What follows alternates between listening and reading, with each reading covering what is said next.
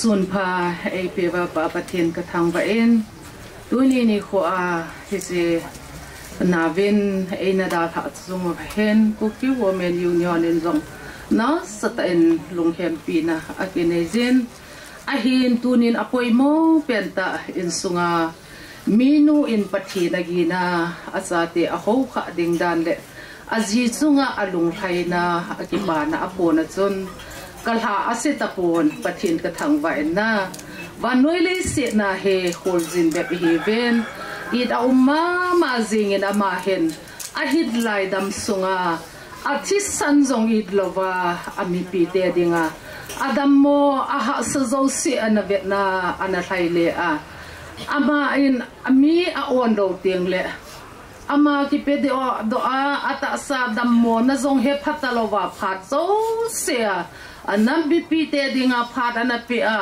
thisan ngai cha ho zong a umlo tiang la amana thisana pe a hitsana ngai lut na ne ya anam mi pi te dia anapang sing a hi ho hi ka gel tenga hele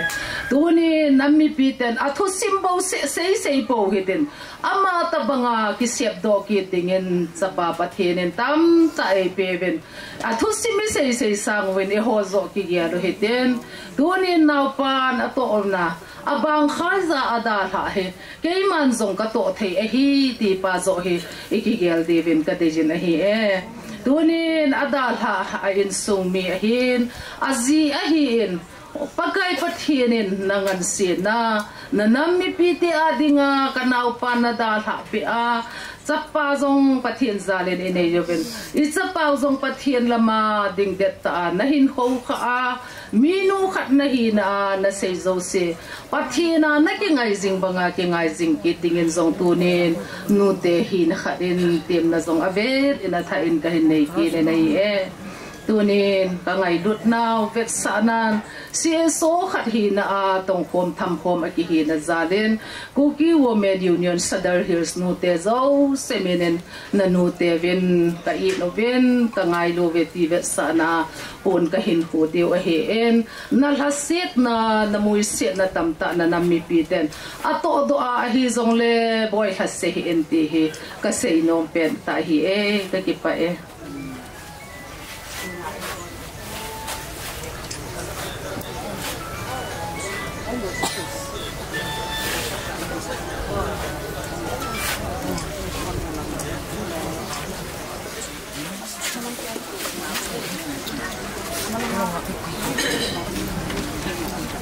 tuni insunga lungjin ni ko izong le itabanga kyo to theya angailu cheng isu pi pau yu pau inau pau Lalpu ama Longdamsa thea ngo jouse Kuki student organization general headquarter min kazanau salam kan bolive nampin I tau isa anu tau pi de hijingin Lalpu he muntina ki ho na jouse athu ki sein Lalpu in adam laya ana boy pi ho se in dangka som kha khat chi hin tu khom dong le krol nga be hing de ti hi zan ha chan ga mi pi ke ho na hi Hichi gel tu chat le ahi jong hi hi chan ge a hi na ma dinga pang a hi in ain ko ten zong an seitan mita erole ta sa ta ka to khom na wa zong ke he a hi in azu in zong uthang millennium president in charge hi lai chun covid lai tan kan hei khom dan o asin lai nat erole lungsit kyum ma jing hi aile akipido oding mi am talo phat chun ain bol ne le amana khun an dom ma sain icha chun KCC ho koma ruma ki thumin cha chun agi en kiwas kile thoji ka hi win ama ta ama he adam mo elo le ta sak ta thamai khan ji hi ni ding long kan ei ji po win refreshment ti de ha buwa kan an jiu hotel khana in PG win chu passing ai koi piula pa mai ni koi piula chu ka kila ji wa sum ji pia thema ki PG in buang kini man be lo hi na ji chu mi na ga khulai le na hi chi khachi ga ti um the to gi jan ge a chu gen the ana thoa ana ma dinga pan an la hi ichila ya chu covid khan cái tia hiện mà thằng khăn là khăn lại bảo cái là đó covid khan cái tia hiện tua chú hít lom lom chú cả gì đinh chú anh ở thấy lâu giờ chú hít lại muốn ai biết nào giống chú anh ấy cái gì gì hiện society à chú the Iron Man of Kuki cái tia hiện mà he cái nghe nên giống biết rồi lâu đinh chân cái chú cái riêng hiện tên tổ công bị chẳng hoài chân cái hiện mà đinh apa lại hiện thì này khu chân cái hiện anh mà đinh panala na portfolio này na lại hi ti hi hi gì chun Kuki student organization in cái long em pina banova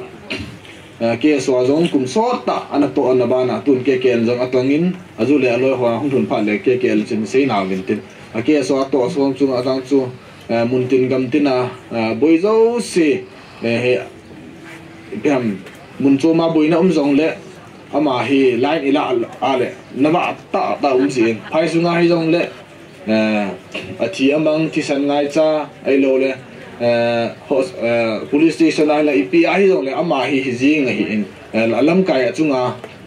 jong le ama hi iza kai ai he nai za kai hi kisu jing hi in iza hi tu ni khwa hi izo chanova panila diu hi ama in adam la ya angai cha zo si ai lo le ngai cha nei zo si lungdamsa lo banga tu ni khwang hi e hon zong longdamsa po do na ding hian lang longdamsa ki koina coffin hi zong le chi ke so in ngei to ngai ti chun hong ke pe vi nei le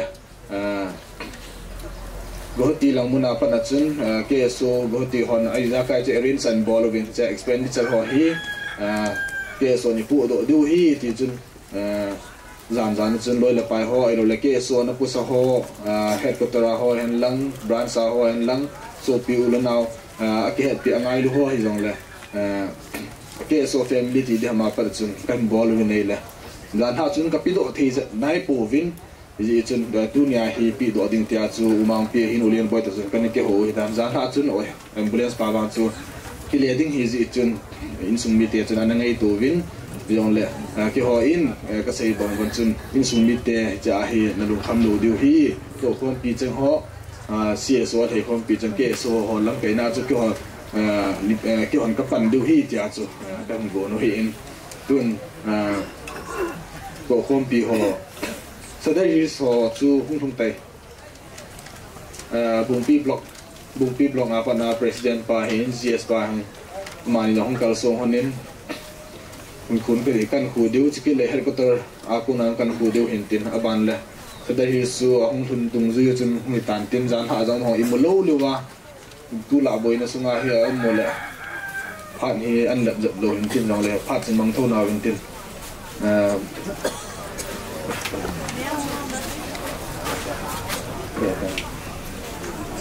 bung pi block na ke so bung pi hi ga head dinga chu ukrul to kampo pi ke ka district ke ka hi janga po pi lang ko hi tu hi head ko tara ngi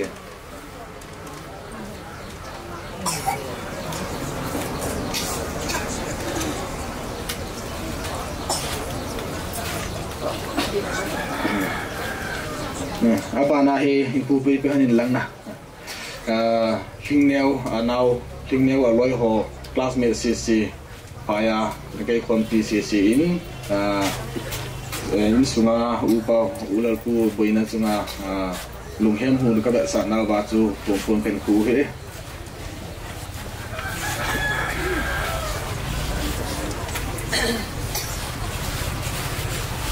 Pathen in sumite jouse lungmon na pita henlang malama jong boin ha sa na jong le ke phalam lo hela in sumite to si so langa henlang ki za to te in jong le ki za to jing duty chu kan se tin se khil se wayam le pakai me ji gai da mate ke pre har man sole ka ti puin ni le ti ngi lang dunia ki da sa pau la pu hi ki ho loi pau ka to hom ki mang pi au pa hin ki ho la pu to ki hai ha i jong le mang pi ki ho ka to hom pa ngai lu da le wa ka hung ka su ma hi Lalpu yang tu ke hai lo wangin ahin ku hi pa pi ta ahin ahinku apat achin ahen abol thin hohi CSO nampi dengan hi hat na pi do anya ke bangsa ke pa apil he ngin tunihin wang sedung teng da thawin pamai he ngin ka banga ahinku apat ho nampi dengan ke mang tenum pi do se ho tu ayong le pechin cilgo hi ta ai chin e hon pechin ko min yang pun thebo win pechin phat sa ti indok ding ti ho ding adam pe na hi tuhin angailu now ka be sa ka happy now be sa nei yo in neo ta ha pan thi lam dol win ki tho pi na neo ta la pi ling ka ti in sing mi khat pe ten ning la pi leo tum phan ti tong tu ti ka lo tum ti ho phat man tan ti tan ti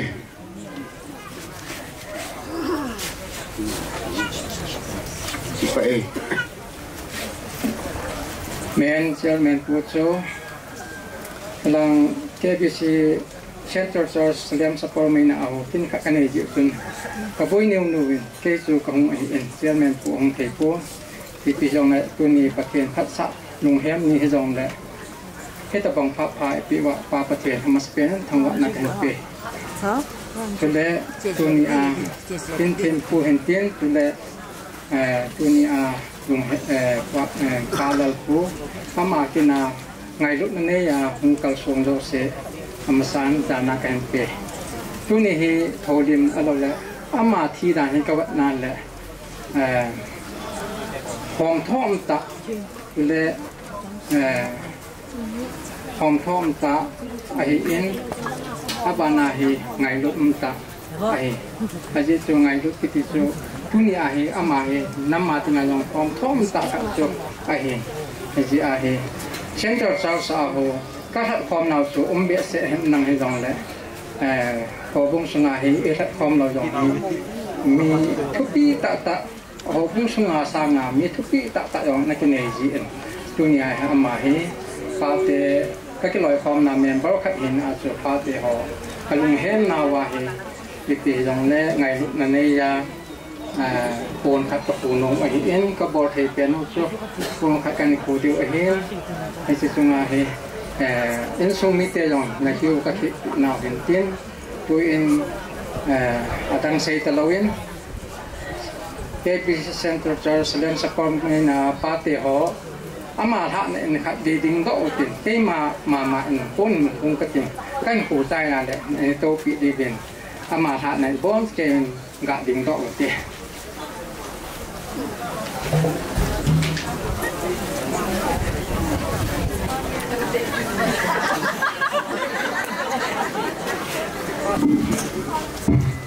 Amasan Kuki khang nai lompi ke kan minin din sebai na bon sang kan bol hi ong wai ge ge ki palamon le jing yong le tu lai bui lai ga lai ji sun ke ge mutin pa dong sum ma sot long tin tu na ka to hom piu Lalpu hi yo ke infal branch lo ga dia mai first ke pesims bene hi ama hi ke infal block ki pum sang sun ke so na pangin ke mo wang sun ke so ho hin ke na to hi antong so ke wen asi ke le po mo pa sun ke long ko doin ta so first president spin hong in hi jong le wang sin tain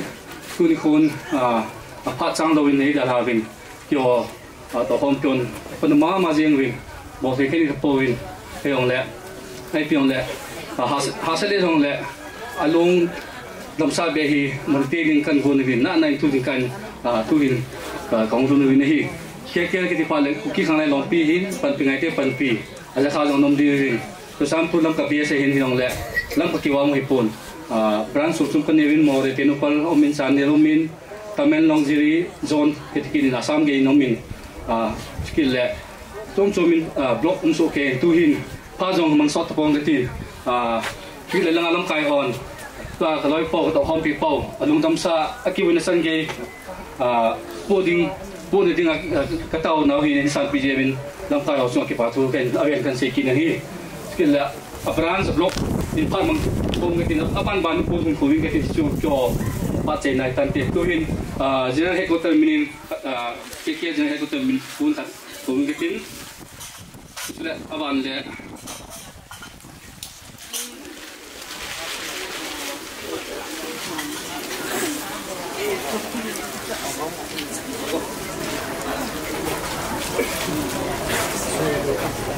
aban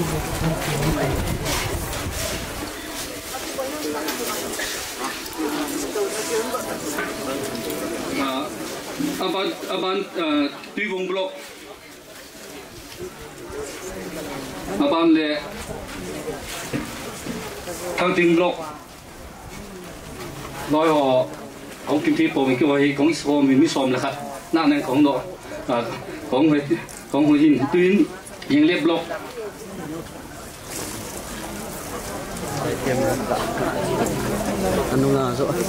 Hậu Pi Block, Than Lon, Pezol District, Ban Lệ, Khai Mai, Tamelong District, Om Lạc, Long Pi Noni District, More Tenobal District, Chandel District,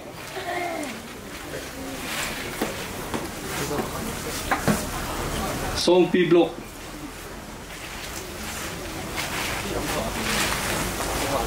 Samulamlan Block,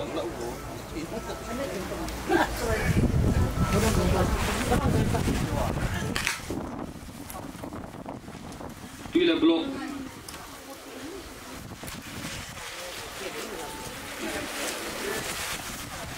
Jiri Tamelong District,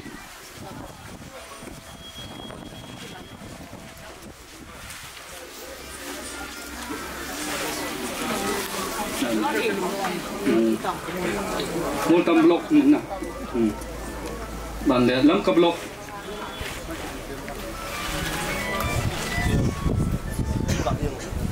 Kachar Block,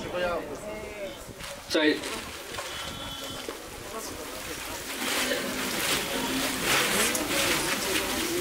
Làm tận à.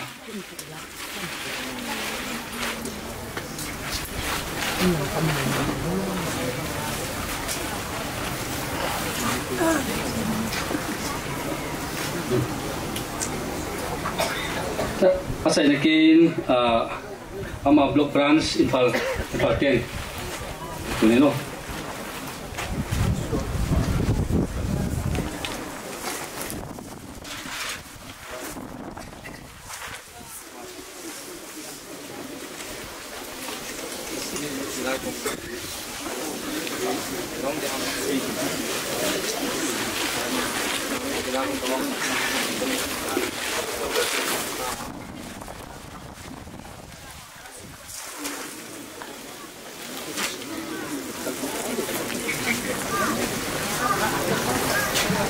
Bikin lesong deh, ni dengai dah mungkin dah dunia keluar pai. Atau kompi aku makin patu ke saya luar le, patang terlalu deh. Dunia keluar pai, dengai luar, murakan se, dengai luar nak besar, lopi ke saya. Na chung se makin patu ke saya, nak salin Pathen ke tang pai. Na to na lam ba, pat pingai deh, pat bidingin Pathen na powintin. Ablo nanga hosin zote lekin setang kanita se mantang kati dunia hongkar sose se na boch kevin lagi numbo neo cha yo lagi Pathen ka peno me na boch kevin numbo sofi papa tuni na loi wan na poli na dong lai na kaki pa gari zong ni sian along po na dinganin pewa dunia Kagipana desa tu, gati kasana na ina na cepo pono, lampi kain gon pede gatin. Kalau lu nane sang main tu lu bin,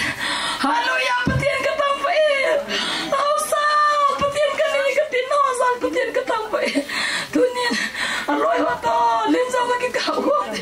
ponian pesoke bingin usoke pun buat bin. Jadi bersih osisi ni tu.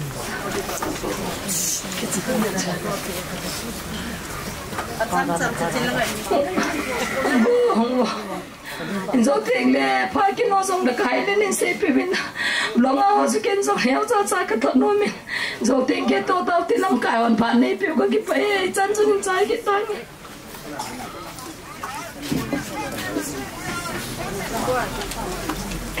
Oleh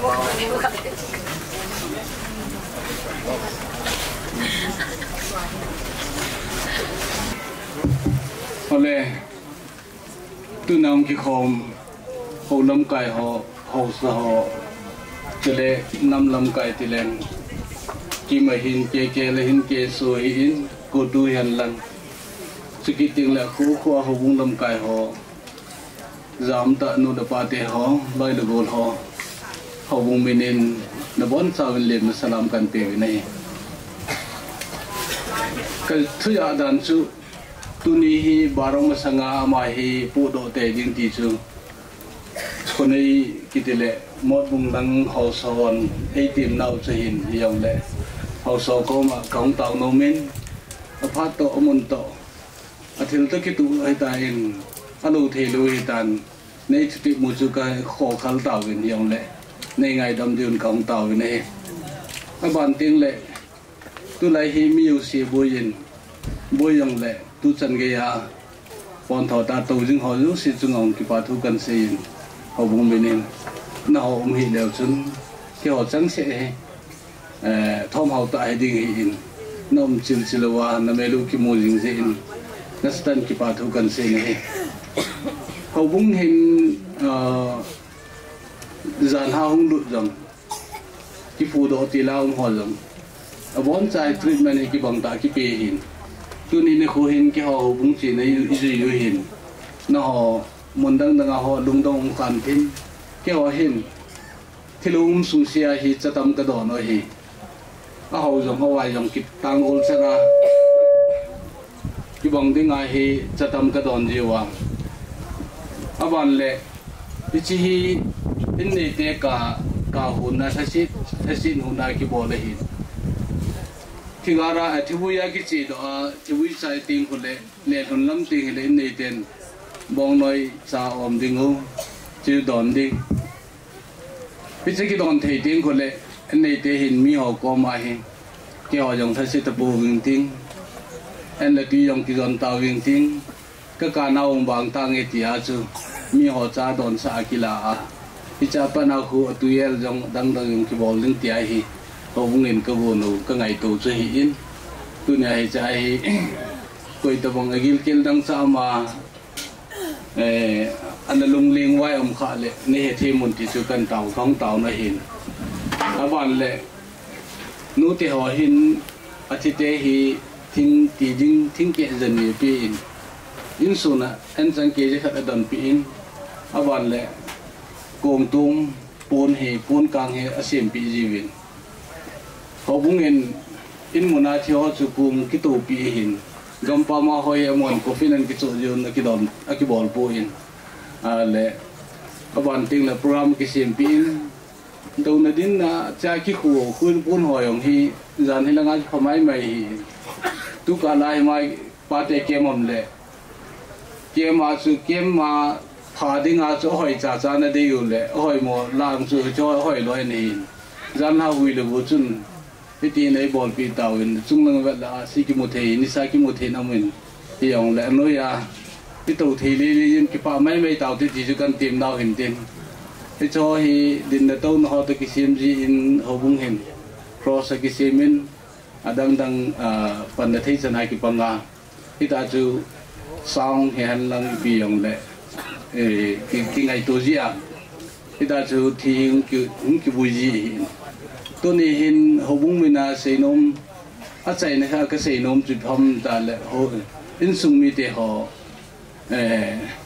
nó họ giống lungmon lần và thì lungmon là biểu hành lần tham mông lần nó cả nào ni khu giống cái sai độ hành lần mà bán là cái phải hiện khu mông thì chú họ bung mình là cái xây nôm khát hiện tin họ bung mi thì họ hi ở gạo này tùng pun khát cái sét zin thì chú kan pi điều hình tin ban chỉ mà sang sun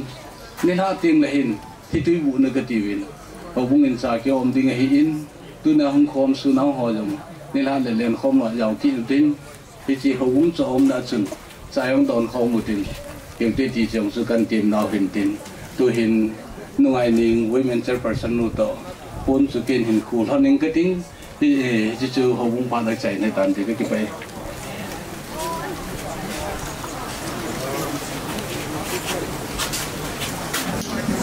aban ahi kin tempu pha church pastor pu pha hong ta in aman phat ahin la la le hen than mun changge hi ama in phat ti dung ve chu in makai di wi tan tuni ni ho hi kon khana ding in kipani zong hi mai thein tin abang khat loya dinga chun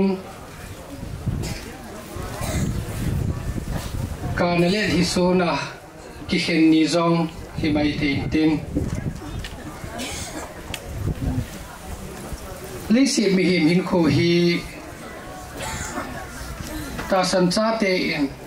Bible akona ivet na ahi aile ipu job min athu sei hi atha de en kalung sunga ahung kilang kinen ipu job min a in nei pi henga ana sei chu pakaya kona thil pha keu se itan dingu ham ana ti nei Hichi ka sei lo na pi pen chu pe ham iti aile Pathenin leisit mi him te asim hi John sit di a Tina eho ahi in chuteng le kanale lisuna lungim na tampi hintu tawin ahin la dunia in Krista thi sanjala ta san chate khat hi ta ji uven pathin thu ahi ivet na ahi aile pathin thu ei hil chanu chu mi him khat chu pieng zong pieng in tin chu teng le thina kiti hi mi him khana dinga atu ding lom ta a pathin thu sa na an sa hi ti pa hi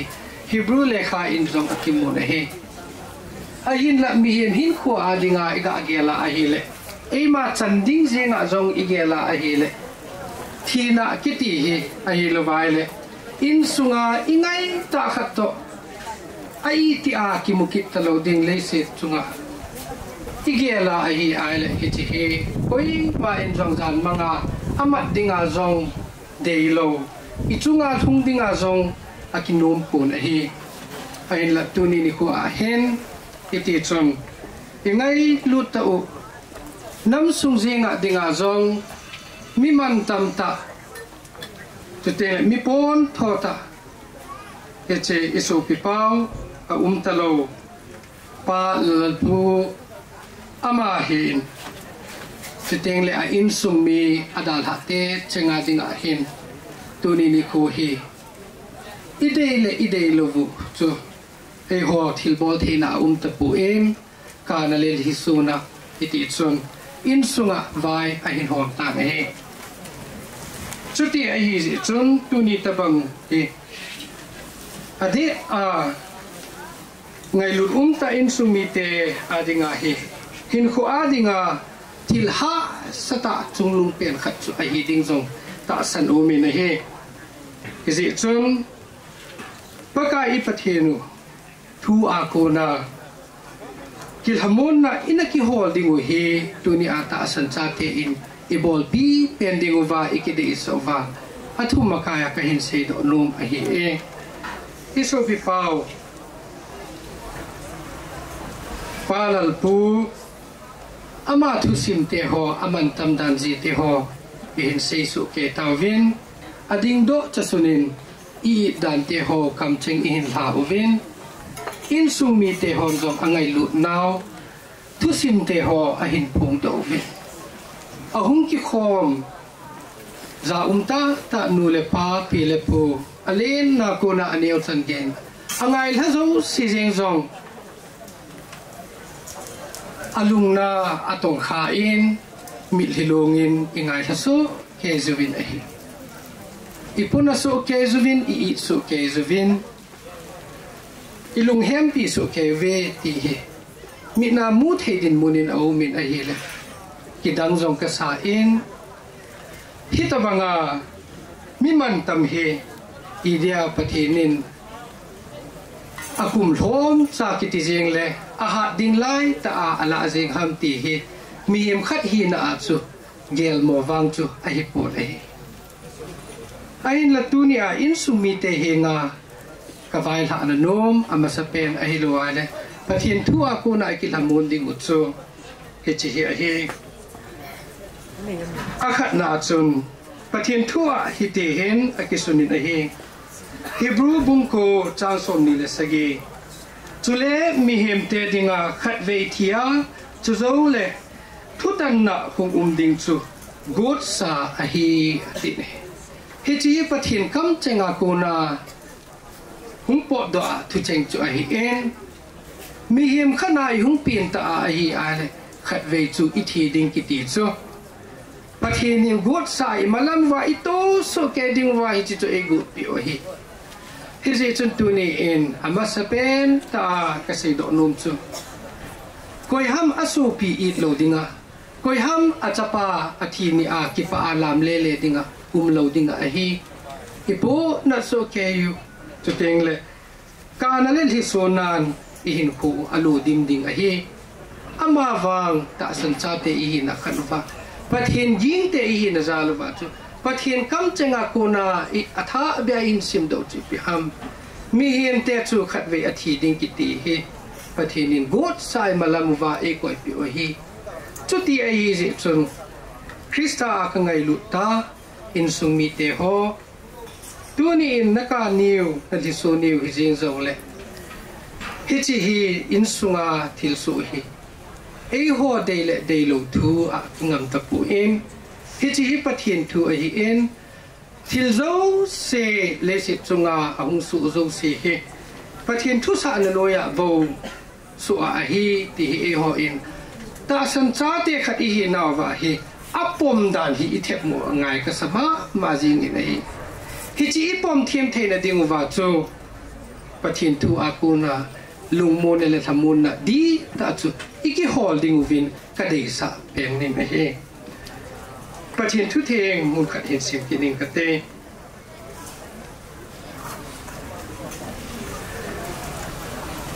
first zone bung thum chang khana pana chang ni in siming kate velvin pan engai lu jiu hi itabang hitam Pathian cha te e sa taw ve chule e ho hi chu ahi zong i hiu ahi hizi a chu Vanuin e ho e het lo bu ahe Hichu ama a het lo zi u ahe ngai te ho tun e ho Pathian cha te i hiu ve chule ipi hung hi dingu tun akipung do hi lai ze ama hung kila akit teng le e ho ama bang i hi dingu ahe ti chu e hon i hiu ve Azi chu ama bang banga chu imu dingu ahi Pathianin atu theng isim do naw ibon sekeva dingen atu nei pan avelin phathebu pi hen lang so pi de ta te ho ati a Krista a ka ngai lut in sung mi te ho tu a kai hin sim do na Pathian thu theng chu atha pi aga gel kit lew hen Ipakayu Jesu Krista hingjing Pathian kam cheng akuna ama ta akuna hung pot do thu cheng chu ahi tuni ni ko a hen mi him kam su in lungmona lhamona tam pi ikipi to ding ahi iza zong iza ding ahi tuni in Zania kuna ahi en tuni ahi en chuteng le jing ni ko ahi en hobung lang akuna ahi en chuteng le loi le pai ahi lo vale in sumi te hing le ko ma kuna ehin veluvin ten pilung mon le thamun na dingu ven ehin to pi vintin asun azanin e pi jeng zo leo Hichi ho zo se he ihin khulhum ke wadinga lungmon le hamon na ikimu na ding ahipoi kitilawang kisei khil punte ama wang Hichi chu phat chong ka adinga bo ahi phat hungchi inten ina ahung khulai leng zong hung hlom che inten phat khat ni teng la chu in sunga tunia isu pipawin ai lo wale in nei pun e dal ha dan te ho gel do tha na ilung te ho atha ben hung no kin in tin ki gel do kin in tin lung hel na te ho zong hi atha ben a hung pun ni hung do kit ding ai bove is inem iti ale mi hing I na alai ji uven ahi heze achu hichi ni kom te la chu koi ham I building uba hitabang ni kho hung te la chu koi ham lungmon lhahmon na di ta e pithei di koi madal ahi pun ahi chuti ahi ji chun Jesus Christa tai lo ama I bel tai lo chu ama thu athu theng Bible akona lungmon lhahmon na iki hol tai lo chu lungmon di ta ki ti chu mi hem te in aki changzo pun ahi pathian thu theng in sim do na wa kuna chun imu chi pi ham itiane ki pa ta chu ki pa ta chu e ho ama cha I hiwa ti ne chuteng le pathian cha te I hiwa chule e ho zong ama cha I hiwa a hi le khonung teng le ipi hung hi ding tu na kilang hi lai ze ati ne tu ni in I Bible win e hil dung zo ya hin ivet nai I malam hin khova itu ding khada umen Hichi chu tu ni in akilang hi lai ze ati ne ipaka yu Jesus Christa thi sanjala hu hinga I ta zi wa chu pathin cha e ki simu hi in a cha te chu apa go lo ding I hi vi ne hi hichi go chu tu in akilang hi lai ze ne hi hichi go lo thei ding a din mun ium now chu ta san cha te a dinga itiza pi penu chu ting le tu dinga kilam tu ki mai tu pi dinga zong iki cha pi penu chu thi na hi a hi ne ama wang ta san di ta ne Krista a hin na di ta ne Christian minu mi pa e ho a dinga chu ipiham thi na chu e ho a dinga kot zau kot pi ki hon na a hi ne ta sawa kuna thagau vo ki khel na ai en thagau vo wa chu ipaka yu Jesus Christa chu a hi na bang banga lo pi ta iki mai tu pi diu ichi pha chu hung hi ne tu ni en pathian thun e hilu chu velvin pan e ngai lu jiu hi itabang hitam pathianin e ngai lu vin a hi tu ni ai ka na isu so na te ho zong pathianin asu umil amu lo a hi poi e ngai lu vin a hi e ngai lu za lu vin tu ni en ven in sumite ho mi tam pi a hungen isu pi pa talo a hung ho zong hin athu sim a chin a chai he do mai the yo ai ama wang athu sim te ho I hin zau wa kuna aki puna pi the jin a hi aki li so pi the ni hi chi chu hoi la kuna hung ham pathian phat thei bo na in sumite na changu ve ka tinu mi ne mun chom suma hen ichi ai le thivuina ki nei na hen zat hi akitu chi in kon khat chu thivuina te ho thi in te ho zong hi akibang su ke pu in kon khana chun a thi do chu anava e ati loi in a kola hung ki sei loi zong uma ai ne tu ni in wang ama pa ahi lo wal iso pi pao hi pa lalpu hi athi hi anava ta ve o in sumi a dingin lung na va au me aki vui do ding hi lung na va au me ti hi koi diu ham tu ni ha ti wang thi vui na ka nei na in hi ti ta bang jong chu ka sa khai ni tu ni in wang papa I miss you atin he chatin na chuting le nampi in zong akipuna in akingain chuting le akit ma jing ne athu sim ingai ha uvin ilung nau achimin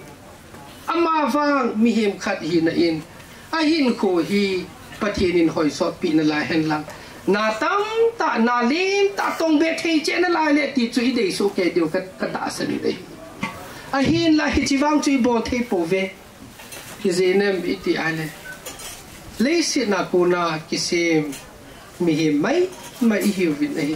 hít ta bằng bol thế na in này bù về thu sim ngay tại hình ngài hậu về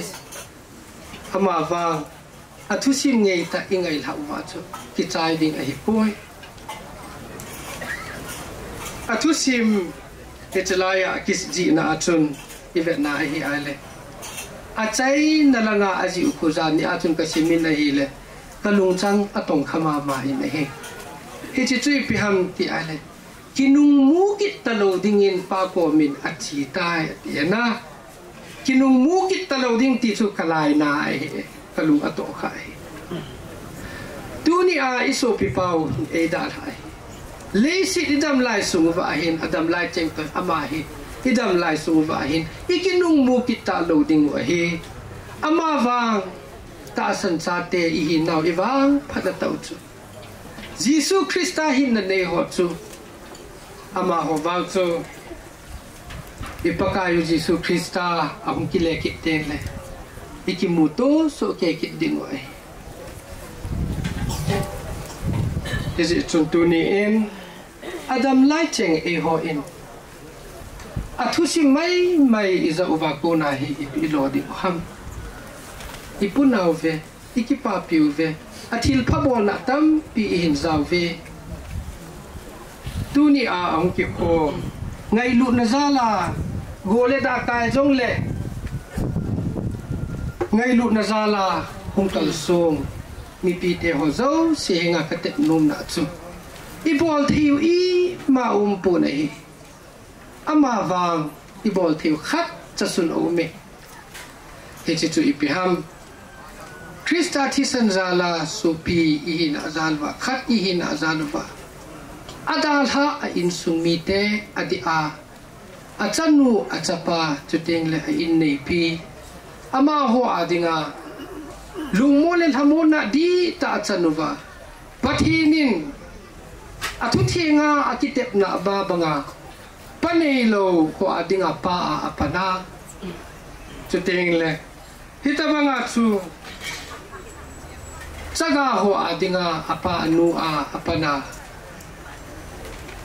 insung nga dinga amaku pathinin agel pi jing jing thina dinga hi taun a izui jing dingu hi ibol thi penu ahi ti tuni in hichi hi ka sei do ahi to ki thona ahung ki ko mi pi ho zo se in zong insung mi ti adinga taun a izui jing dingu ahi ti ka dei sa pi pen chu ka hin phung doi ne he pathinin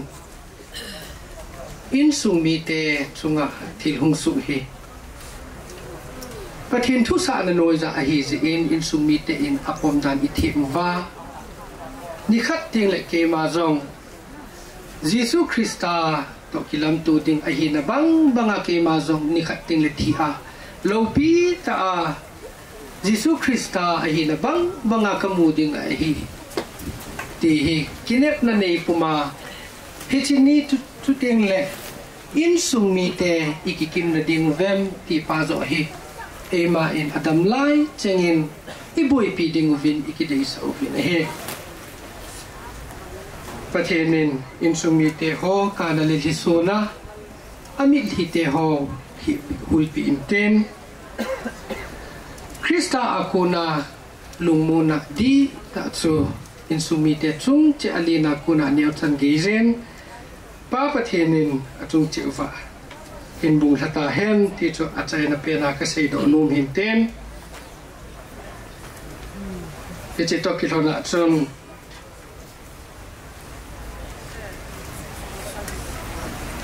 tua he e ho zo se in zong ina chi na ngai ba bangu hi jing zong le neu khat ka hin khel do numin iso pi pau tu nya I u mo iso pi pau Longdamsa hi lhahdohna dingu wa la anaki saji ho chu tu ni in anasatapu tin aji chu phat te ho zong agi sang ta in ama wang kadei sa chu hi ale tu ni ong ki khom ho zo se in ingai lu so ke zo ve izi chun la sa hi zong lewang ingai lut na vet sa na zalin ibon sa Kevin ito na ba kuna ana dingu hitin ingai lut na le iza na vet sa na zalin minit khat condolence jana ana piu hite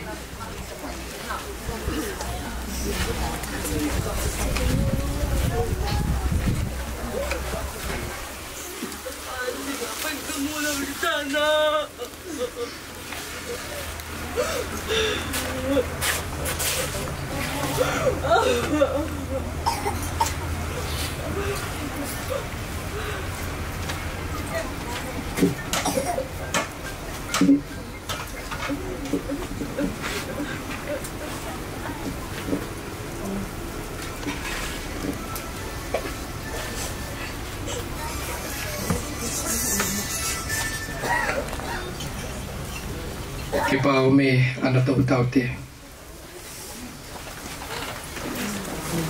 so pite ho tua hi Hichi isu pipau Longdamsa hi in muna kona than lamba vuilem dingin kema pastor pagumang chonglojin Pathen sa Pathen chule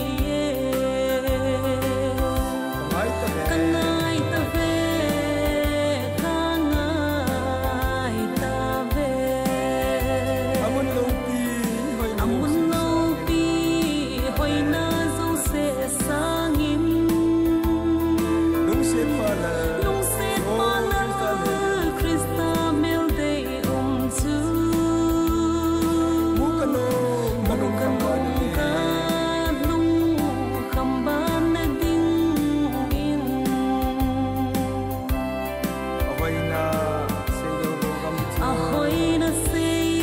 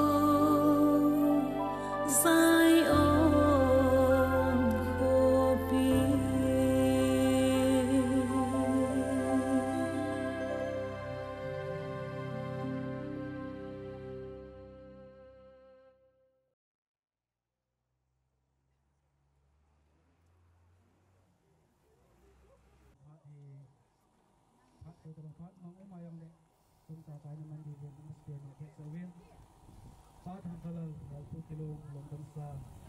lhahdohna Kingbun. Pastor Proggrame, Pastor Charles, Center Church, Salem, Sapar Menake, number 4. Atuni cuman sana di program Proggrame Pondoding Ahi. Vai Homding Pu Mangka Holai, Edikan Pu Kema Kahing. Pak Fandona Kau, Reverend F. Vaipai, number 19. Haulimna. Ye Ekou Saikul.Pathen liu ting lehin alo thailawa phaman thu omi mo to phat kahin pi ding ahin amas piana dingin snai kem ho phat kahin pi ding ahin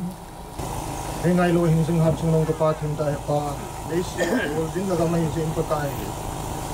kunin ka so bi pau pa lalpu he pa leis ol din la ki chai in patai akin chai namang phone begin he pa hi selai mon hin pakai hobung mi te angailu chegin sung mi te he pa te sto kom ta win han mun ta koi lut ka wa he pa program chom cha kai nei kom di wa hin kalawa nang ma hung zawin lang he pa wine home ding a hin holim ding a hin chuting la minister pa hin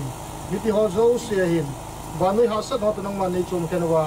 ne pidi wa ka pha ho jouse wa hin ke ho jouse ka hi din na khut thingau kilhang da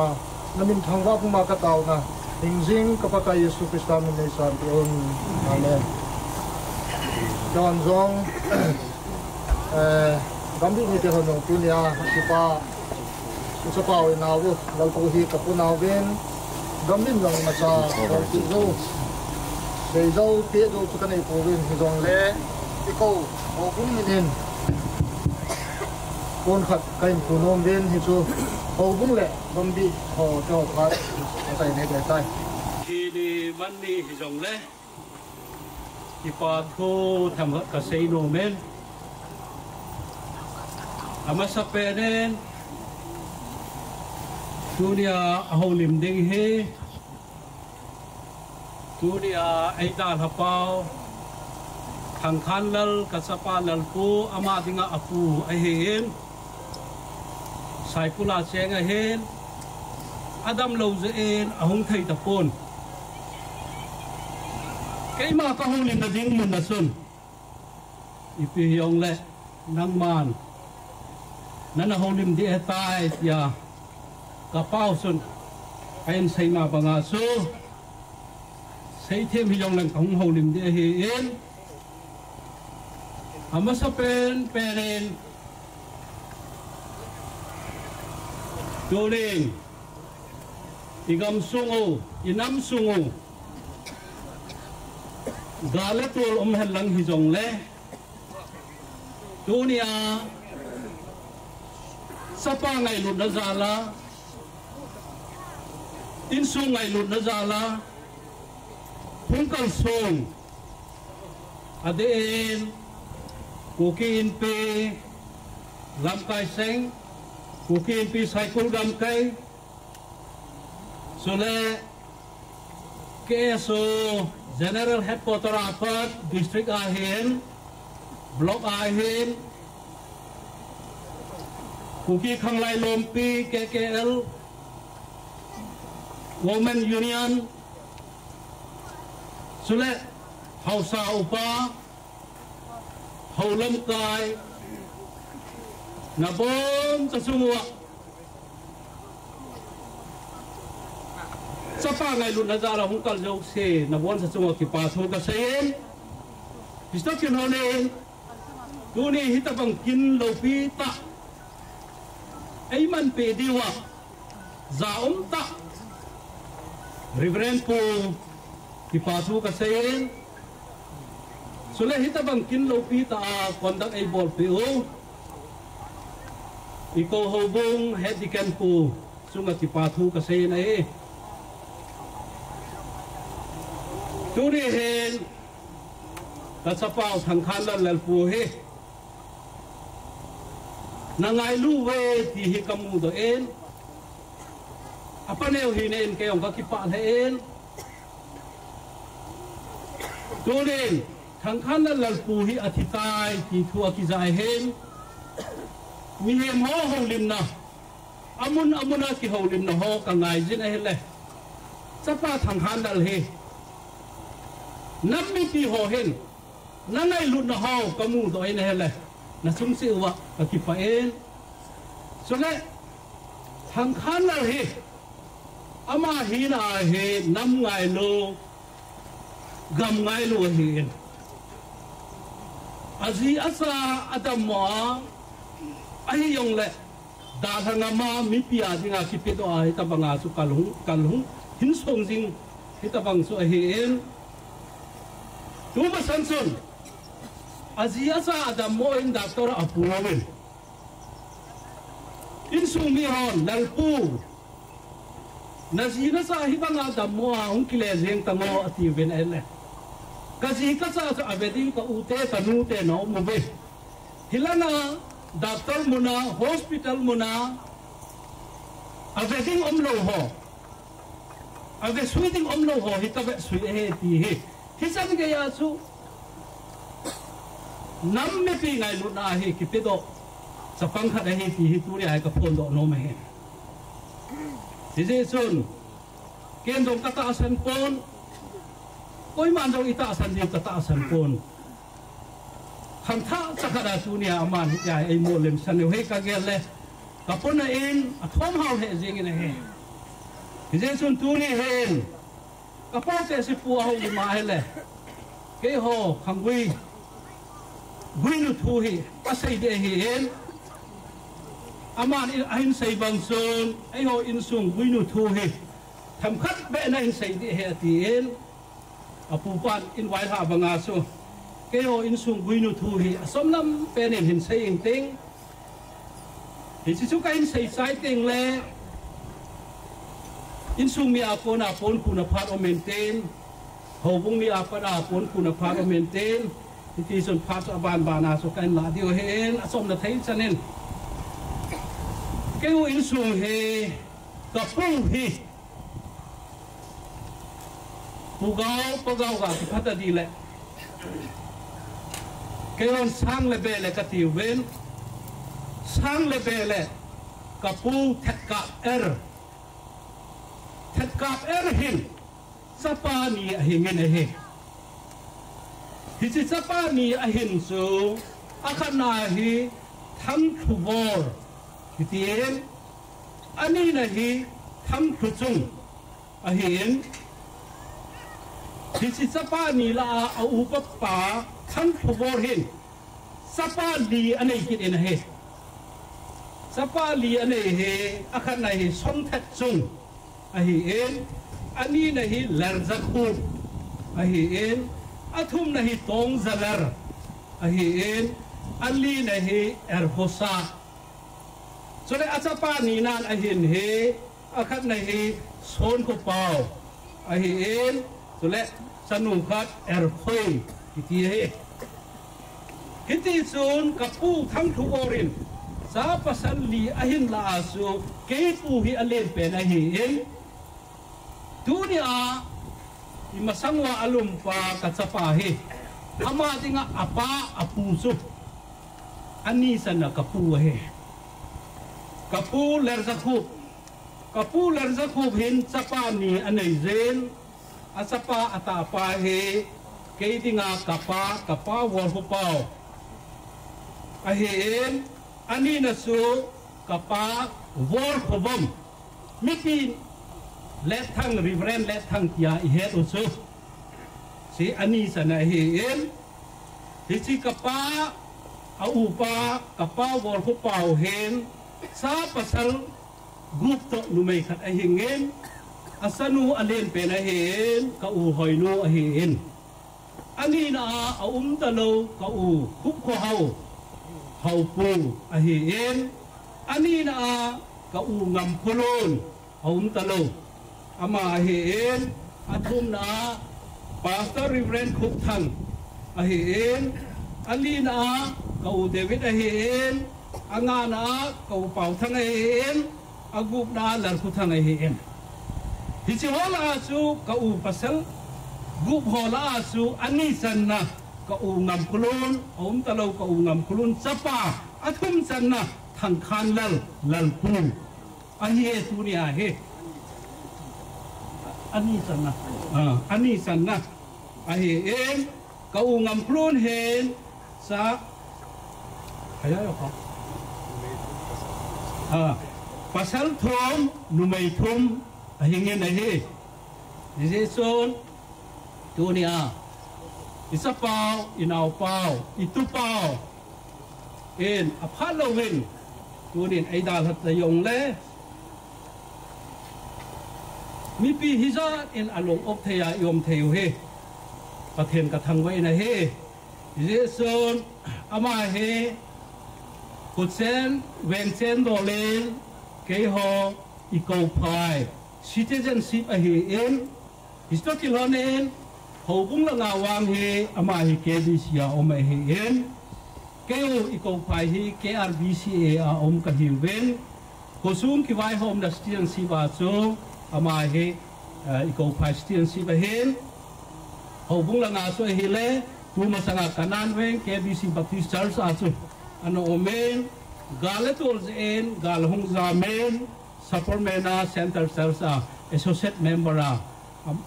tuni san gaya he ama he Associate Member Supermena Center Salsa so hin po hin man he en ije sun tunen Center Church Supermena hobung sungayong kipathu ka sei na he ije sun asomlam thei pena insung mi ako na kahung holim na so hisan so hingen tin tun pon khu na he Ekou Pai hobung in zong kanai no mo ven isto kilonen insung mi ulana pon khu diu se jong ku hin hu ten hung khu thei we tai ti so kan sei hin ten ton hobung ho so hung han lam pon khu na pha so hin man ti wen ti pon khu na hi hung ki sai le ilang sung wa za ta ai ho dinga honorable MLA P Kim Neu ama tuni hen kahung that jau tapon atiin akhelin mi hin solen ama hon phat som khat in man ti di he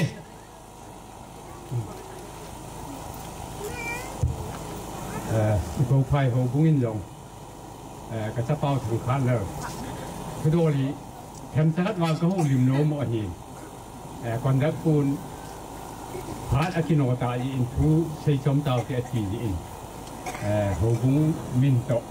din ra chu ki yong kan pu thi a tan hobung din thâu di a chu ki ya to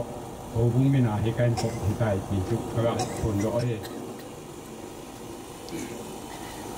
ko men hobung phat su su hen te don zom ta pi kim neo ama thalenga hung kal song ama phat som khat in la pi wen ten aban so kontak pan aman ison phat in go pi ki de tai tuning hua Lalpu Longdamsa hak mi kina hu pang mi kita tu sia masan kazana salam kini tuning pan ni kan la di nahin ama sapen chun Kim Neo hang sing amain tu jingka chun pon hin bolin kita bang Lalpu lo thu za chun khamo sal hain ama zong hung pang no min a hi wangin aku sung tin wang khwa kini kizin yong kinin tin le relief ke ma samusong ho khat ki atin kulang kinati mansa taji chuna ma zong hu thi tapon ama zong angailu da sanain hitipon hi naga khudi he ti an seja so ko hunga hin tingla ni channa achu ke hi women union general headquarter ako na zong te hoin lalpu ngai lu ta sana chu Hichi phone hi kain pu hi in phat bi jo ikino ta ji chun in sumi pi te ho chu lungmon se la nung diu aji chu pathin thilbu ni ji chun lo thelo he ta ila do he ti ga sei nom hin tin ke ma phat chu chan tan te ki pa ni fu hi lung hem ni fu yong le cho nai kem ten dong bo thi dong dong kan ni pu win ram ka ei da hao KSO president dong ane tu in 2022 Pathen aban kina KKL an tu kinin oi pulal pu hi KSO president ani tu lain som chakan silang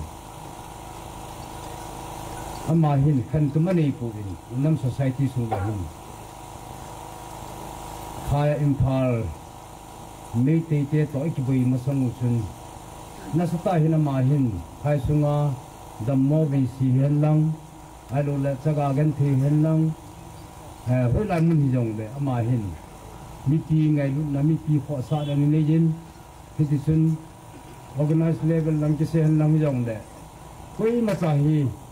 nang Hichi chi ti a khen pu in tang gula mi ti hi ama hin nasla a ngai lu na ni ajo bin jong apalin pawin an sein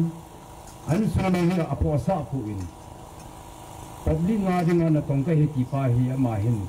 akipum la jing Hichi chun inam sunga hin kana la nei le tuni hin ige la hele bo yong ne amin jan ha en ko be ta ti tu akia chun amo ki sa no mo ki sa en ai wala mi min pu su nang le kin iti the ai te pu in pathi fan au mai ta ji chun pathin ai pu su ala ai ta ji chun tunin jong as nai kem te hon jong ama lung hem pi na up to ma phun phuna cái họ organize yung cái event phát kia lệ hin phát kia ne cái gì chun cái họ mina su loi tên nên phun vin ting chiong lệ cho yung tu yung hin đọc cho là adam lâu cái này kít vin thì chỉ kít này hi cái trái mà sang hi đọc cho muốn làm cái dal kít vậy hi chun ai pi yung lệ hi kít te họ in sung mi te họ muốn na kina lao hi ji chun phát cái trái sung mi te ho mun sa dingin ikiti mo ve ti tu ke man phat som ta kan se no cha tu tan ti ki pe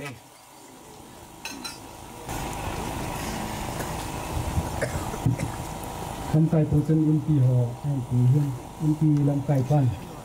ke so lam kai khat hi ji chen no ma sa lai ti ti jen ke hong ma sang ti tu ni na ka den thi khat ka jal da sa ni mi hoi lan ti chen hen hoi lan ti um dong leที่มีตัวเตียงแหละยังกวนแบบมันเอ็นเดือนนี่เลยตัวนี้ต้องเราพูดมีฟาร์มันเห็นเราเฮ้ยเราไม่ต้องเลยขณะตัวมาที่นั่นนั่งวางสิ่งดินดาวด้านละนั่นที่เขาสร้างตัวอย่างเลยใส่ตัวที่อย่างที่กวนแบบไม่เห็นหลายมันอ่ะเขาเห็นไอ้สุ่มนี้อันนี้อันนี้ที่มาสห่อผู้ป่าห่อจังทำบริเวณที่กินที่เดียวเลยกระสิ่งนี้สักนิดนี่เอาสมัยก่อนเราดูในดูดีไซน์ละที่อาจารย์ที่ก็เอาปนาคุยมาเพื่อนเราเกี่ยมพ้นไอ้เราเกี่ยมพ้นไงดูเจมเส้นตัวนี้ในพัดมันจังเดียทำมึงวิ่งจีอ่ะไงดูจะเราคงเกิดส่งหาเจ้าสี่มันเกิดต่อหิมชีวิตเราจะได้ชนะลำกายหาเจ้าสี่มันเส้นข้าได้ต่างกันตัวนี้อามันจะข่มหัวนะเพราะมันสังเกตเห็นต่อความผิวก็เลยกระต่ายของขัดไงดูในเวลาน้องเกิดเส้นเรื่องที่สุดการ organization cycling จังก็ไงดูน่าเลยที่ป่านาชิบายกันบอลที่นี่เฮ้ไอ้คุณผู้สิ่งนี้เห็นบ้างจ้าใครจะการเหี้ยปนิสเปอร์เมมาเฮียมดบุงลังจะเดินโปรแกรมจังเดียวแล้วให้ที่หมู่โซ่แก่อยู่ให้เตะพาดจังหิมทางไกลหลังให้เตะใส่นมต้มจังเลยสองจังจนพัดกระดาษใส่นมเจ้ากระดังเจ้าข้าผ่าตัวนมปูน Lalpu hi Kevin 2016 kuma chu Ekou Saikul hi kahung pan hi president kan tu le ama hi formula pan sa hi society hi even le gan pen lo nei tu win ito lo se hi ano mun lo hi zat ban ko tu ka hi han lang dan mo na hi han lang I pilan hi jong le hi che hi thailand pan sa hi ken ke wa hi ken han se ma chu hi ibu ni lo se thailand hi tin le ama hi kinai ji a za ta hi pan hung kila chu ka wa len jang ka so pino nào nuôi tổ ông chỉ chuyện kinh lệ sai kinh là ông đầu vàng hình sai kinh là nghi hi ấy ngày lúc biết sẽ dần dần cả lại ông đầm mò cả gia đình dòng kinh cái hồ diêu này nói nổi hình ông đầm té thì cái là cái tạ sản lệ thì tạ đây như này dòng lệ tập hình thường quân hình tin ấy đào thải riêng một hình dần lệ những sông mi sẽ cuốn năm sông hòa bên đi pa mai ta hòm thô ống ta hi chỉ tiếng lệ tắm pi cái pa chan wa adam sunga cái man cha gan ho cái đi cái này muốn nào pan sana alum gel ho in chen tha sim ding pi ho cái hi ote tang khom thi dòng lại hi na giao chân lum gel thuộc na nong ấy lên gì quân là cũng hệ riêng nhưng dàn hi hai giang muốn nào chỉ là mình là chúng là giống chúng mình chọn cho nên là chúng tay cứ gần như mà đen rồi khát mình ấy đào lại thì mình cho dễ xì cái bằng dân mình đâu ra mà thành mà la gì giờ lên đần dâu phố nhưng dùng mi tề lại muốn nào cho nó ngầu thì dễ hơn thì dòng này rồi cái gì bằng nhân thì nam sùng và thì ăn ổn lộ thì lộ cái này phần hỏi thì gì đừng nhau lộ gì chú nhà Lalpu he đi vòng phải đi vòng khó bên sùng miệng nào tệ hình tôi tệ hình các tổ con pion mà tôi mình ra quầy này nhiều sự hình này là gồm ấy lộ hình đằng sang là hình Hichi hình cái này luôn là mà hình đi sùng như hình năng năm sùng như hình năng đừng dắt cái này số kẻ hình năng sai kiểu hình này tôi nhìn rong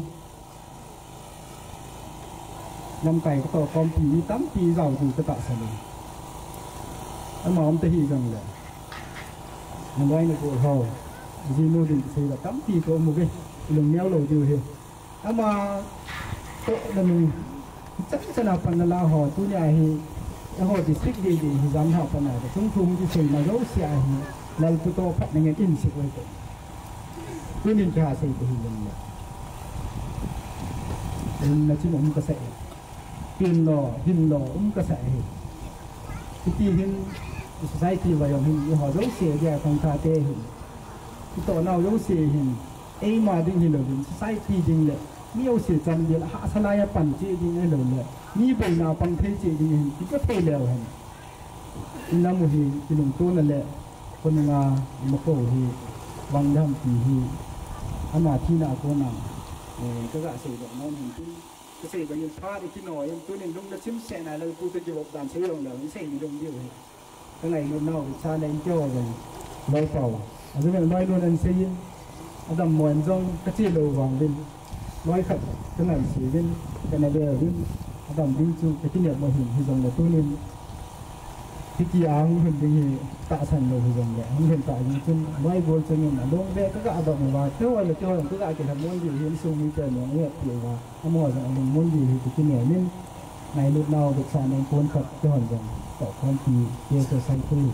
mình thừa đến tin sẽ cho họ quan những gì mình tin bằng những kỳ họ dạy như là như thế luôn này sound system ở đây ở hiện như này là chỉ nào hô lên cái gì cả này của này lại luôn ngon đấy thì hết xem cho hôm nay cuốn lê không được ra thì đan này cái mình trả của anh gì cái tàu nào tàu thì nó cũng là ngày bữa lấy tàu hơi tàu vô bên trên cái thật đấy phát xuất để gì kim chi sai cái gần anh mình kakipa nau le kalien nau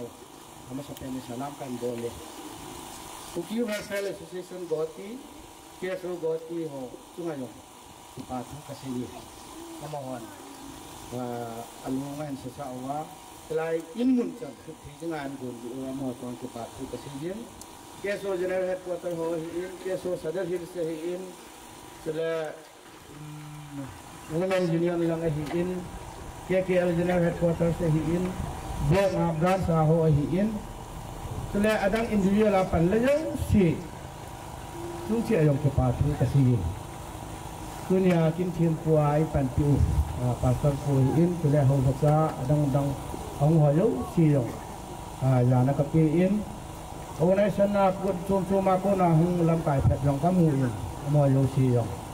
đến là anh đi đến từ lễ sung mi hiện aloe gold từ lễ tổ con pì xe xuống làm cải hỏi dấu xì mọi dấu xì chung ngay rồi cái phần lạ là hồ mà sang cái bà thu cần xây dựng phan thì cái nói diễn tu sau ta tâm pi cái sấy nuôi mình hiểu lẽ tóm ta sấy dengan cái vụ này hình kan sau sấy khai vào này như hết thiên điều hình trên nào bao lần tu hi aku xin leo ta punya sấy lo lẽ sấy nó đứng như form lo như cái hết không tu sấy điều hình trên kamu masak penya hi alim hi Việt Nam lẽ aku dengan panah pamoh dengan kilo ahin không kia lẽ mà hi những ai lụt tiền thằngคนนี้tiền phát anh hi thì cha cái gì đó chứ sa tiền do not judge a book by its cover lẽ ha abut apa tu min aku barin deh thì pa ho thì nào pau lel putunga hi terus pa boleh kunin lam sunga hai ichi thelayu haya bùn vai thì lại cái đồ này ngày chát này ai rồi cái thủ thì nó ngay cho họ dấu xì lên pui này hiện là cái thủ cái đồ cũng ăn tin cái đồ là thấy mà sao được rồi là pa tê khát này India mà India lắm pa tê khát này làm lên năm ngày lu cái gì làm lên năm ngày muốn lao hoa thì cái hết buồn dia mengalir ki kayak cincin deh aja itu Bible ini nang nak ngalir bangin nih nang nak ngalir nak itu amahin tu ada eksa nasu boleh dia tu gamla nang angai lu sama miti azan ni angai lu tu itu kan kasa itu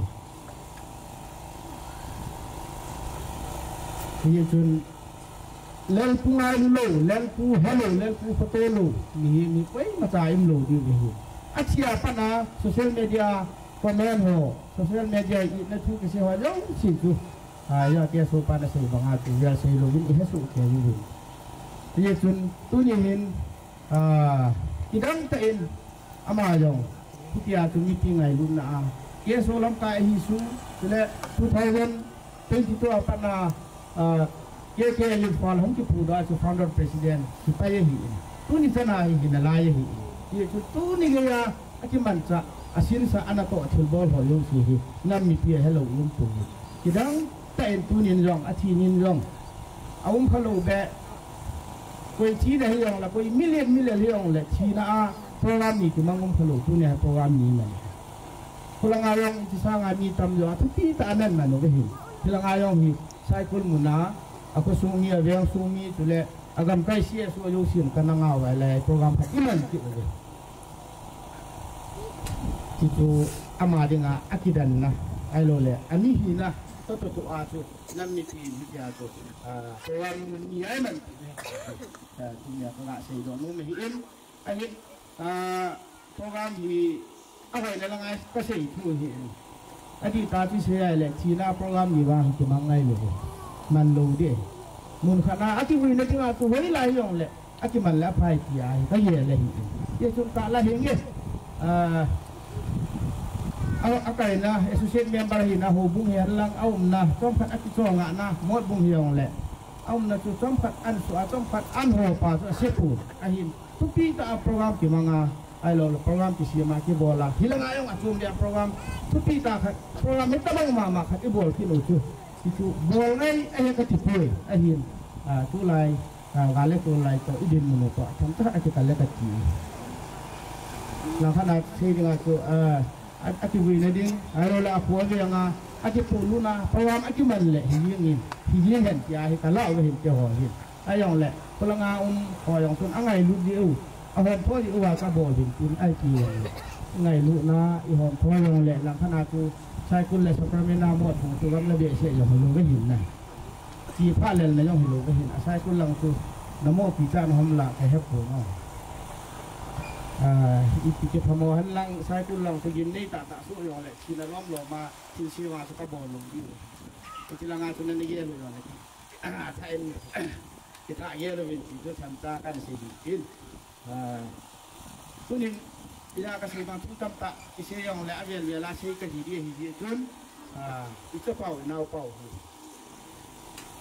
tu hin sai sunga ichi thei ta ko win sai sunga ko nai hu do ta achi hi Kilong bisa Kilong Kilong ka so ko aphat lang ahi ka ko la kana ko ni apalo ai lo le apo hoi patinin long ala ye mit ho min ho ho ta ta hi patinin long ala masat dan ham ti pa hi mitin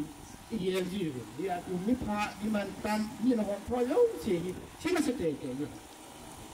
ni ye si na ma ti chiro lai to ho ti na bo bo ha ma ti ho te ma ti yi lo na ni na ho ta ta I ta ta ho ti ma sa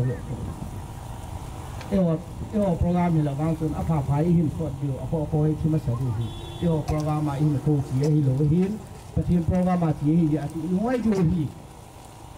ye chun aloi nu hin sa che hin thasi hi win le lu mu mo hi tu nia na pau ai lo le na loi pa ai lo le na nau pau na su pi pau lalpu hi chan ni ra nam mi pin hom tho ta alung ha do dinga ni ke pa du hi ka sei no me hi ai tu ni chi je long le chi hi je long le ni le thu ma ni tu ne awang hi asang pen asang mong monga mi pin angai lu na abe sa ai ti hi no yong na lu chi mai du ga ka sei do no me hi ai tu sei manga tu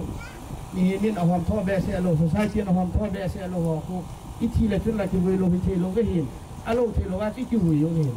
hom tho na ngai lu na ki ti chu de se ni tu dia bang hi se lo ga na han jo practical la nan mi pi alo ni ja mi pi ho ge I chan ge ka ji pa I chan ge ka pa ka su pi pa hi ngai lu tham ti hi na mi ta na mu ni win no yo lu mo mo win ti chu ka ti ne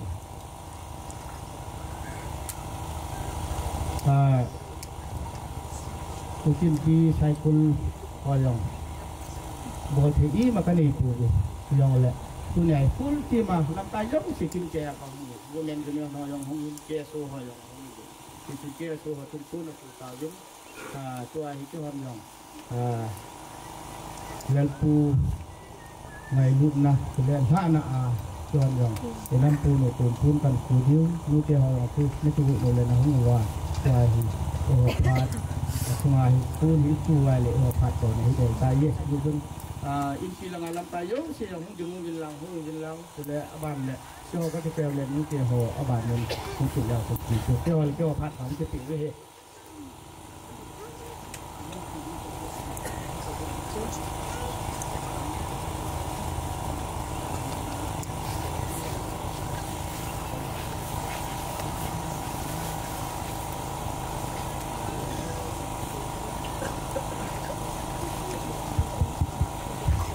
se la se ding ye en su mi te ding le nam mi ti ding en khaya ti thi ta lu hi je wen tu hin lalpu hin na lai le example khaya chi thi na lai ve ale khaya nam mi ti te hospital he la mo he la hoi la hi yong le thi na yo sia ma he ama sa pia na pang ni hi je chun tun bui le ki tu le ti ta ya ni lo chi lu ngo pai ta lo di na ye lo ye ta lo ye chu ai phaya chi thi ta lo hi wa chu phaya ki yen ding phaya thiring hi ta lo ye wa chu ei ma ku ei ma si ti isi sa ding hi ta ye wa chu phaya me hi la kon le wai la สิซาดูtei dong le apa tai dia tu patina apa sa ahin ko la ai dia itu lungmon dia wa samsa kala si he itan je gitu dia gitu hai tak dia tu ni dia cakap dia tu patin tu tak dulu je tu ni lama ni sini ko hin de ahin la itu kan yang de patin tu buat mu tu hi ai le vì hiện là còn nó cũng không kéo dần thì tôi kêu phía sĩ bao số các bà lời cô tu thì mình cũng hình những tí tiêu mình một thì chú là có thể một tuần cái lọ là gì mà sẽ cái tân tập thiên thảo bao cần tiền này dê đi phần tu in tâm trí sĩ của mình tiêu có cái nồi lại dưới tên cái tiếng là mà sẽ cái tên thầy cũng là cái những tí hỏi hiến cái tiếng là cái số hiến cái tiếng là cái số hỏi hiếnเอาเสาก็ถึงที่เราเรียนนี่เราเห็นตาเรื่องมันก็สู้เรามันก็ปัจจัยรู้สินะผมจังเรื่องเราก็ยังเราสลายกันอยู่คุณยายที่จะพาเลยกูรู้ละโหยกูจุ่มมันก็ให้ดีเสียรู้ละโหยกูเราคุยนู่นมาดิที่ยงให้จะมันมาส่งจุ่มกินชั้นเสียเสียดอกเนื้อมันจะพาเลยกูฮีก็อร่อยมูฮีอะไรเนี่ยcác địa phá chân nuôi hết, các địa phá chân nuôi hết, mà những cái chân hòn dùng chúng trang này hết, phát triển mình ra là phát triển là nền hòn dùng chân chân nền hòn dùng tại gia chơi này, phát triển hiện á, cổ vũ mỹ kỹ tế họ ăn à, cái tiếng là phát triển như nào tại cái ở cái cái này hết, cổ vũ phát triển còn là cái ở cái này hết, bây giờ mà những cái thiên gia đình cái chuyện này nó chân cái pani nó như này chứ, phát triển mà bộ sống không cái này chứ, anh là cái ngày tuổi hay là cái pani Lalpu hi, cũng như ta bằng hình của mình cũng có cái gì đầm một cái này, cái đầm một số những tin kế đồng hi, như thế này tại đó là tại cô liền để cái này gì, anh là cũng cái cái pani chú cái gì là cái gì cái gì cũng cái tạo thành cái này gì, ví dụ như là vì cái lỗ đầm hình của phát triển này thì chúng phát triển xuyên hay chúng phát triển là gì ta cái loại tai thì tôi cái ngọc là nói mấy giờ chúng tôi bảo cùng đồng nó miền tên ở đây tí cái chân người hiền thì tôi là nếu chúng biết tôi thì xin tôi nhìn chắc phải chúng mình phát triển luôn hay là phát triển program là không tai thì cái ngọc thọ nó phát triển như vậy luôn muốn gì thì tôi phát triển nó tiền tài này cái này chứ thì loại cái cái gì thì tôi yên nó là hội ngày luôn như là liênผู้ทำวัดที่ที่ปอยจะหมอยถึงสังเกตที่ตัวพระจะเป็นให้สังเกตตัวนี้สุกีLalpuที่น่าหุ่นเขารู้สึกลิ้นอันนี้วันสังเกตเป็นกระจายนักล้ำกันเปลี่ยนเนี่ยนี่ไงที่สมสักจะใช้ใจดึงขัดลมเห็นสมสักจะก็ใช้ได้เองที่พิจารณาเกี่ยวกับตาเหตุและคงดึงทำที่อะไรเลยนี่ที่Lalpu alai mu embai hi ke dinga kanau hi tilai mu na tu ni ai kin ki man na ai hi asu ki ho jouse hi koi ma amian ki mu lo tang ka hum thei tu rin chung ta ka mu rin sia chu Lalpu dinga anu ka te jouse hanga hi ini là cái công việc này thế thì chúng chú thế Lalpu tiếng Nga cha thế cái tiếng Nga cái chú thế họ giống như làm thế này đúng lệ cho nên những số như thế hiện lại họ giống như muốn là đúng thế là chỉ pa trồng pôn sai phiêu phục nhưng hình tiếng chúng ta có điểm là cái chân chữ tán thếก็คิดแบบลำเลียงอย่างนี้อาลงจิงอตานอดีเอ็นสกอลไทนาตัวบุญหาคนนะคิดแบบลำเลียงลำเลียงปากไก่มินินอินไงที่หามันนั่งนี่คนดังลำเทลงเดียซึ่งผู้นี้พิจารณากินหัวผัดเลยพิจารณาคือเงินพิจารณาเป็นอูและนาวหูบุมีเห็นระกอบตั้งแต่เอกินหัวตัวสาวเป็นดังเสียตมาอิมวาอามากินไอตันเทเจวินท่าเอจิระอาปาปะเทียนเถาวะนักหินปีนจุนกันเสนอดังตั้มตาอินเสตะพงกะเตอินสุนีวันเสตัน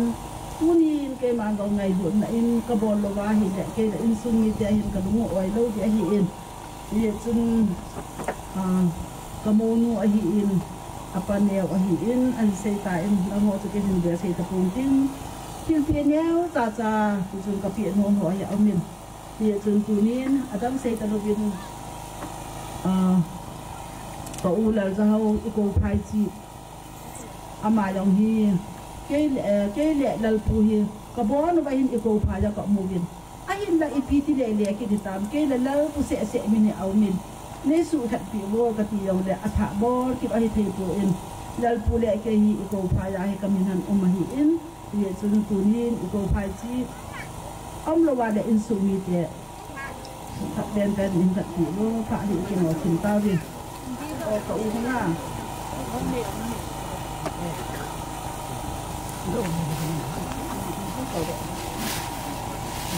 sayang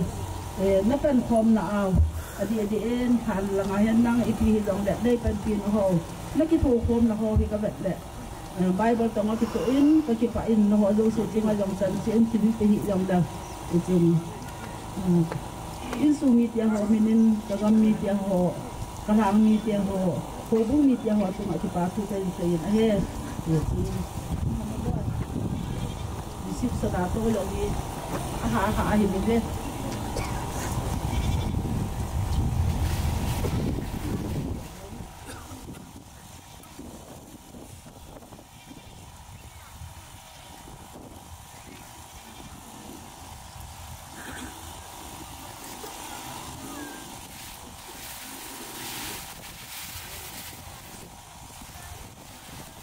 abanin mulam zau hi zo sa in sunga in tiam la yen thi na man na unan lang ipi zau le ki ho sang a jom hu phal masaji iko mulam te su min thelo thagaw la ta sa a he dikan pa jom pen dia ga in na ngai da min na agam la dab da kan no kha sa mo he mulam he dikan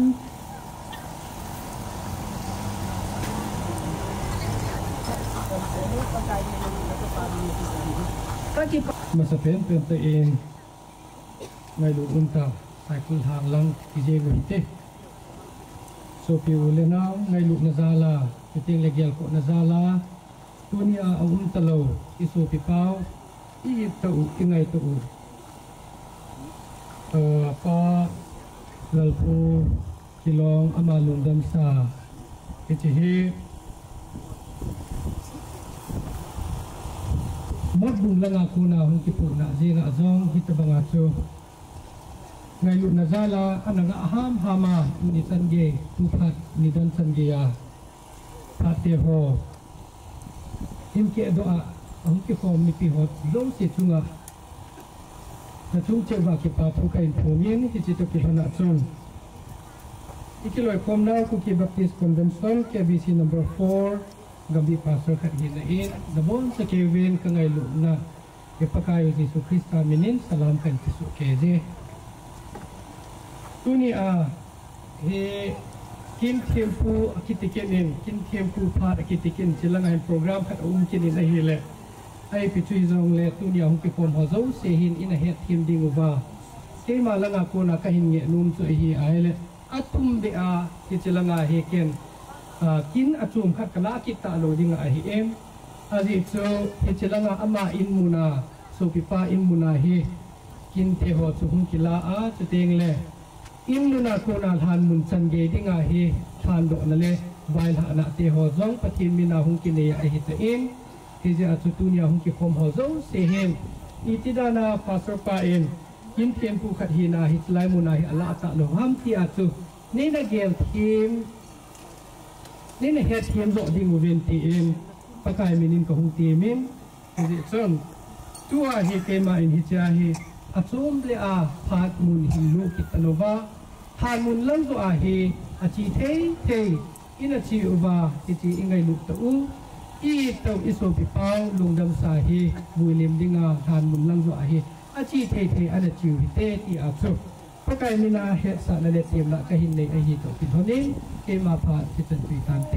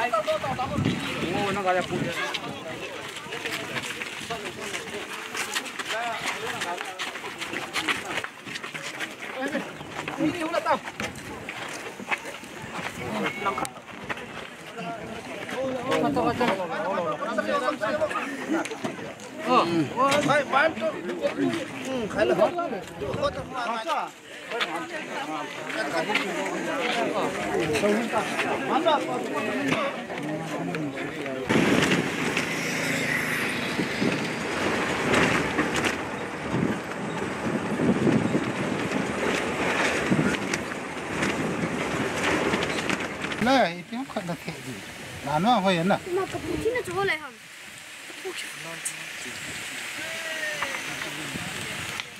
này xuống khẩn thể tiếng khẩn là này lungmon tập về khi con đi lấy thấy là thấy vậy mà nghe cú thì là cô mà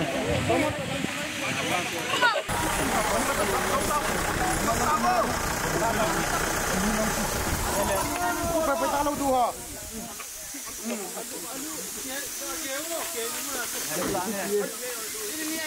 hello lama ki haidi to tawa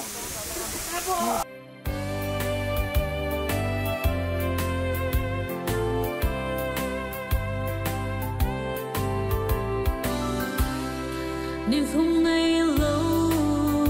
dài ôn khô pi ngày in kamau kakap son đi tin đi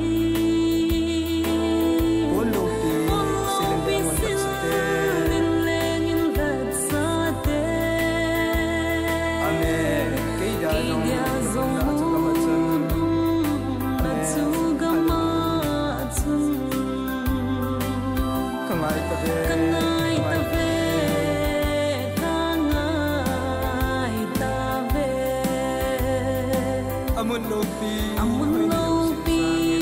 hoi na jouse sangin nung set palal Krista mel dei chu mukanong ka lung kamban na ding in ahoy na se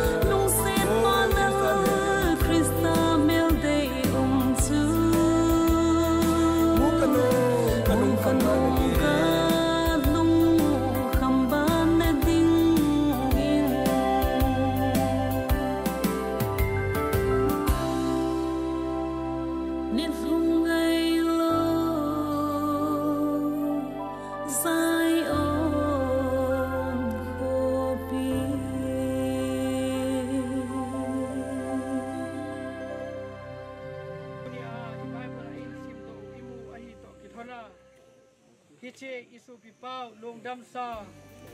muchi kitu hi thokit ni teng le thagau ta sa a bopu a thau kit ding ahi pastor Proggrame chonglojin pa pathen sapa pathen le thagau teng pathen minen William na zong kahin nei paitan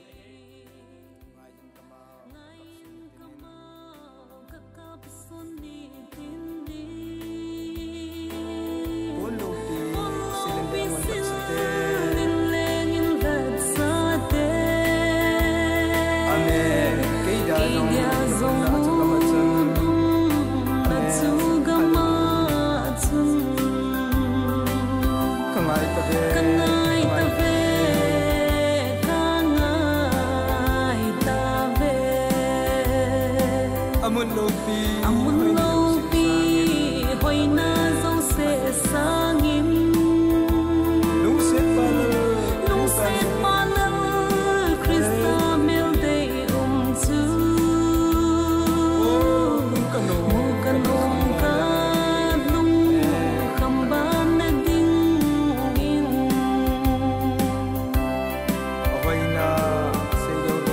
ahoy na se